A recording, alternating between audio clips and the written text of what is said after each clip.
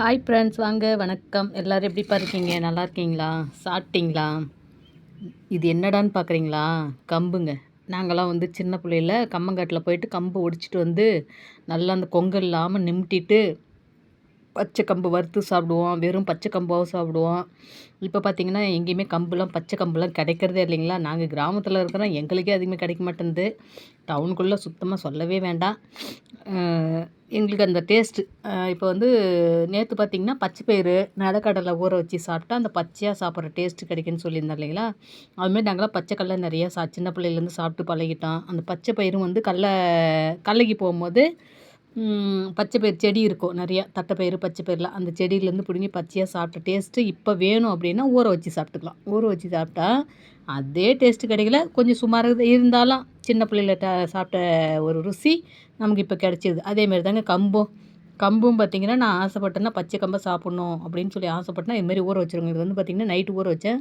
காலையில் தண்ணியில் எடுத்து போட்டேன். இது முளைக்கட்டி வச்சுருந்தேன் பாருங்க. துணியில் கட்டி வச்சுருக்கேன். முளை கட்டுறதுக்கு தான் கட்டி வச்சுருக்கிறேன். அது கட்டி வைக்கிறதுக்குள்ளே நான் வெறும் வாயிலே சாப்பிட்ருன்னாட்ருக்குதுங்க. முளைக்கட்டி வச்சு கொஞ்சம் லைட்டாக முளப்பு வந்துடும். நைட்டு காலையிலக்குள்ளே லைட்டாக முளப்பு வந்துடும். அந்த முளப்பு வந்ததுக்கப்புறம் நீங்கள் அஸ்கா சர்க்கரை வேணாலும் சேர்த்துக்கலாம், நாட்டு சர்க்கரை வேணாலும் சேர்த்துக்கலாம், இல்லை கருப்பட்டி வேணுனாலும் சேர்த்துக்கலாம். இது 3ல் எது வேணாலும் சேர்த்து கலந்து சாப்பிட்டு பாருங்கள். சும்மா டேஸ்ட்டு அப்படி ஒரு டேஸ்ட்டு கொடுக்கும்.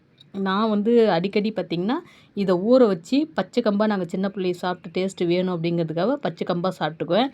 அப்படி இல்லைன்னா இந்த ஈரப்பதத்தெல்லாம் எடுத்துகிட்டு லைட்டாக உணர வச்சு வறுத்து சாப்பிடுவோம். பக்காவான டேஸ்ட்டாக இருக்கும். வறுத்து லைட்டாக வெல்லம் சேர்த்து சாப்பிடுவோம். சூப்பரான டேஸ்ட்டுப்பா. இதெல்லாம் ரொம்ப ஆரோக்கியம். சிறுதானியங்கள்லாம் சாப்பிட்றது ரொம்ப நல்லது. நான் அடிக்கடி இதெல்லாம் எடுத்துக்குவேன். நீங்களும் அதுமாரி செஞ்சு சாப்பிட்டு பாருங்கள். உங்களுக்கு பிடிச்சிதுன்னா செஞ்சு சாப்பிட்டு பாருங்கள். இல்லைனா வீடியோ பார்த்துட்டு கம்முன்னு தள்ளி விட்டு போயிட்டே இருக்கலாம். ஓகேங்களா? சின்ன பிள்ளையில நீங்கள் சாப்பிட்ட டேஸ்ட்லாம் வந்து கண்டிப்பாக நீங்கள் யாரெல்லாம் இதை சாப்பிட்ருக்கீங்களோ அது அவங்களுக்கு எல்லாருக்குமே இந்தமாரி கம்பு ஊற வச்சு சாப்பிட்டா அந்த பச்சை கம்பு சாப்பிட்ற டேஸ்ட்டு வரும்னு நினச்சிட்டு சாப்பிட்லாம். ஓகே, பாய்.